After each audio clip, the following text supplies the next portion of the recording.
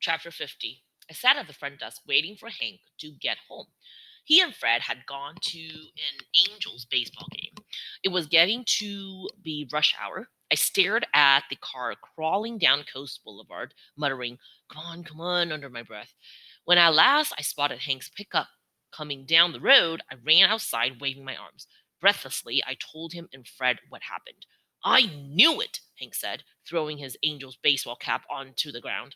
What I tell you, Fred, it was an inside job. The guy probably thought he could pull a 30-day special. What's a 30-day special? I asked. A 30-day special is when someone reports his car got stolen. But it's not really stolen, Fred said. He's just hiding it for 30 days. My mind was swarming with questions. Why 30 days? Because that's how long most insurance companies take to settle the claim, Hank explained. The insurance company probably gave him a big fat check for the price of his car. And what happens to that car? Hank shrugged. He could try to sell it to someone or sell it for parts. That's probably what he was doing when we went over there. I said, we have to call the police. I grabbed the phone and dialed the number for Officer Phillips. This time, Officer Phillips actually listened. He and his colleagues went straight over to Mr. Lorenzo's house, where they watched him for a while and eventually caught him red handed trying to sell his stolen car. They arrested him on the spot for insurance fraud, money laundering, and a whole bunch of other bad stuff I'd never, ever heard before. He'll be going away for a long, long time, Officer Phillips said when he came over later that night. That was a relief considering the last thing Mr. Lorenzo said to me. Officer Phillips shook my hand and thanked me for cracking the case. I was all smiles. My mom and dad joked that maybe I could get a job on the force one day. Officer Phillips chuckled and was about to turn to leave when I nudged him and pointed toward Hank's room. Officer Phillips sighed, but he followed me over. Hank answered on the first knock and frowned when he saw who it was. Officer Phillips looked similarly unthrilled, but nevertheless, he muttered an apology for having wrongly accused Hank. You know what that cost me?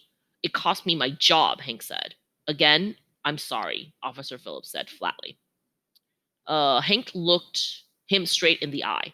Don't be sorry. Be better, Hank said. Next time you accuse a black man, stop and think. Officer Phillips looked away and didn't say anything. That night, my mother and father came into my room. We're proud of you, they said. Even though you went into a stranger's house, my mom, but I could tell she wasn't really mad. They took a seat at the front of my bed, and my mother reached for my hand. Do you still remember asking me a while back why we came to America? She asked. I nodded. This is why, she said. Because of 30-day specials, I asked. My mom chuckled and shook her head.